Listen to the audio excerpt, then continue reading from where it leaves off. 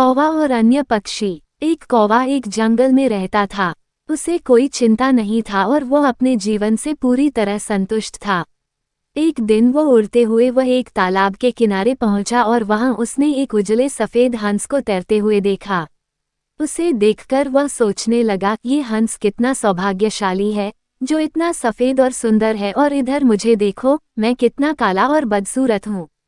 ये हंस अवश्य इस दुनिया का सबसे खुश पक्षी होगा। वो हंस के पास गया और अपने मन की बात उसे बता दी। फिर हंस बोला, नहीं मित्र, वास्तव में ऐसा नहीं है। पहले मैं भी यही सोचा करता था कि मैं इस दुनिया का सबसे सुंदर पक्षी हूँ, इसलिए बहुत सुखी और खुश था। लेकिन एक दिन मैंने तोते को देखा जिसके पास 2 रंगों की अनोखी छटा है। उसके बाद से मुझे यकीन है कि वही दुनिया का सबसे सुंदर और खुश पक्षी है।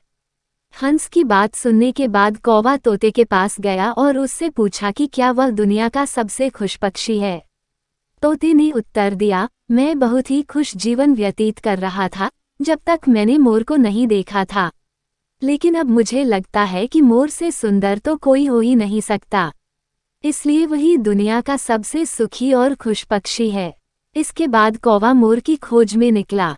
उड़ते उड़ते वह एक चिड़ियाघर पहुंचा। वहां उसने देखा कि मोर एक पिंजरे में बंद है और उसे देखने के लिए बहुत सारे लोग जमा है। सभी मोर की बहुत सराहना कर रहे थे। सबके जाने के बाद कौवा मोर के पास गया और उससे बोला, तुम कितने सौभाग्यशाली हो जो हजारों लोग तुम्हें तुम्हारी सुंदरता के कारण हर रोज देखने आते हैं। मुझे तो लोग अपने आसपास भी नहीं आने देते और देखते ही भगा देते हैं।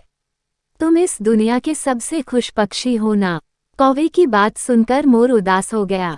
वह बोला, मित्र, मुझे भी अपनी सुंदरता पर बड़ा घमंड था। मैं सोचा करता था कि मैं इस दुनिया का क्या, बल्कि इस पूरे ब्रह्मांड का सबसे सुंदर पक्षी हूँ, इसलिए खुश भी बहुत था। लेकिन मेरी यही सुंदरता मेरी शत्रु बन गई है और मैं इस चिड़ियाघर में बंद हूँ।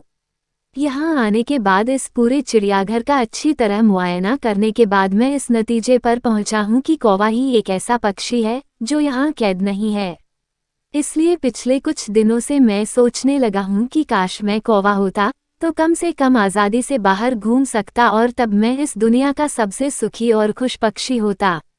सीख, हमें कभी भी अपनी तुलना दूसरों से नहीं करनी चाहिए।